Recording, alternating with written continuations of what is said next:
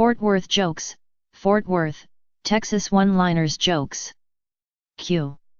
Why do ducks fly over Fort Worth upside down? A. There's nothing worth craping on. Q. What is the difference between a person from Fort Worth and a baby? A. The baby will stop whining after a while. Q. What's the only thing that grows in Fort Worth? A. The crime rate. Q. What are the only two seasons in Fort Worth? A. Football and construction. Q. Why didn't the possum cross the road? A. Because in Fort Worth he's the other white meat. Q. Why aren't people from Fort Worth allowed into SeaWorld? A. Because fishing poles are not allowed. Q. How does an Fort Worth man get a girlfriend? A. By responding to a message on the wall of a men's room at a truck stop. Q. What is the difference between a bucket of shit and people from Fort Worth? A. The bucket. Q. What's the difference between the mayor of Fort Worth and a prostitute? A. The prostitute gives value for the money she takes. Q. What is a Fort Worth landlord's favorite game to play? A. Monopoly. Q. How do people in Fort Worth vote? A. Early and often. Q. How do you castrate a person from Fort Worth? A. Kick his sister in the mouth. Q.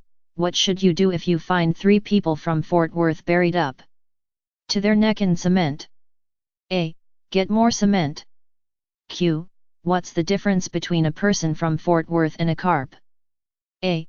One is a bottom-feeding scum sucker, and the other is a fish. Q. How did the boy from Fort Worth die from drinking milk? A. The cow fell on him. Q. What do people from Fort Worth and a bottle of beer have in common? A. They're both empty from the neck up. Q. Why do people from Fort Worth keep their driver's license on their dashboards? A. So they can park in handicap spaces. Q. How do kids from Fort Worth spend the first week of the school year? A. Studying the Miranda rights. Q. How do you know you are in Fort Worth? A. When you pull up to a red light, you roll up your windows. Q. Did you hear about the power outage in the Fort Worth library? A. 30 people were stuck on the escalator for 3 hours. Q. What does the average student from Fort Worth get on his SAT? A. Drool. Q. What is the definition of safe sex down in Fort Worth? A. Placing signs on the animals that kick. Q. Why do people from Fort Worth have TGIF on their shoes? A. Toes go in first. Q. Why do they sell so many button-fly jeans in Fort Worth? A. Because the sheep can hear the zippers a mile away.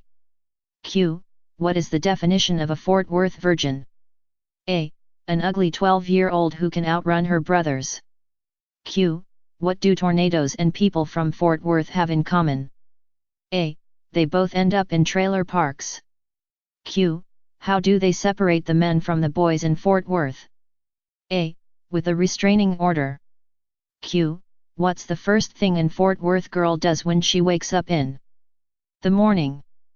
A. Walks home. Q. What did the Fort Worth girl say after sex? A. Get off me, Dad, you're crushing my smokes. Q. Why don't girls play hide and seek in Fort Worth? A. No one would look for them. Q. What's the advantage of being married to a person from Fort Worth? A. You can park in handicapped zones. Q. How do you know that Michael Jackson is not dead? A. He's still registered to vote in Fort Worth. Career Day.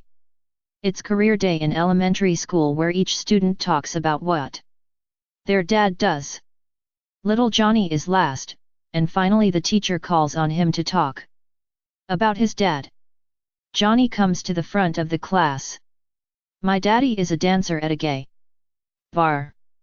He takes off his clothes for other men, and if they pay him enough money, he goes into the alley and performs sex acts on them. The teacher is shocked, and she calls for an early recess for the rest of the class. She sits down with Johnny and asks him if this is really true about his dad. Johnny says, no, but I was too embarrassed to say he's a coach for the TCU football team. How hot is it in Fort Worth? The cows are giving evaporated milk. The chickens are laying hard-boiled eggs. I saw a dog chasing a cat and they were both walkin'. Hot water now comes out of both taps. You actually burn your hand opening the car door. You realize that asphalt has a liquid state. The birds have to use pot holders to pull worms out of the ground.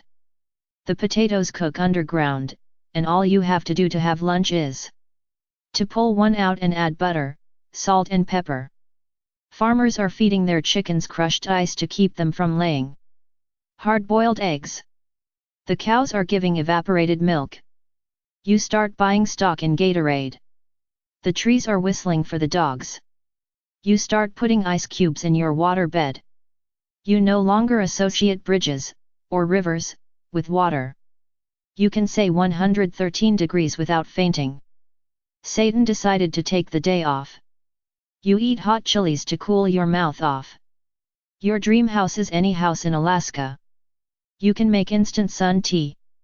You learn that a seat belt makes a pretty good branding iron. The temperature drops below 95, you feel a bit chilly.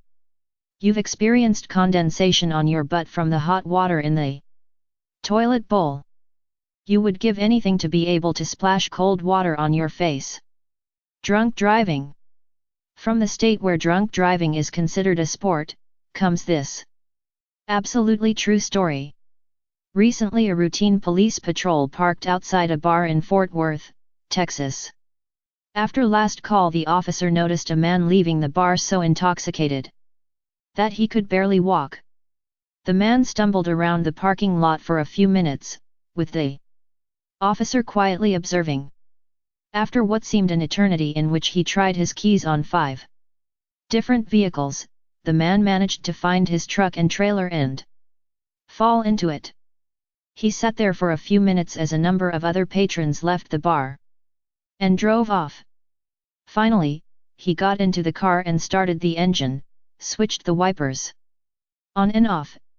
It was a fine, dry summer night, flicked the blinkers on and off a couple of times, honked the horn and then switched on the lights. He moved the vehicle forward a few inches, reversed a little and then remained still for a few more minutes as some more of the other patrons' vehicles left. Finally, when his was the only car left in the parking lot, he pulled out and drove slowly down the road. The police officer, having waited patiently all this time, now started up his patrol car, put on the flashing lights, promptly pulled the man over and administered a breathalyzer test. To his amazement, the breathalyzer indicated no evidence that the man had consumed any alcohol at all. Dumbfounded, the officer said, "I'll have to ask you to accompany me to the police station. This breathalyzer equipment must be broken." "I seriously doubt it," said the truly proud hillbilly. "Tonight I'm the designated decoy."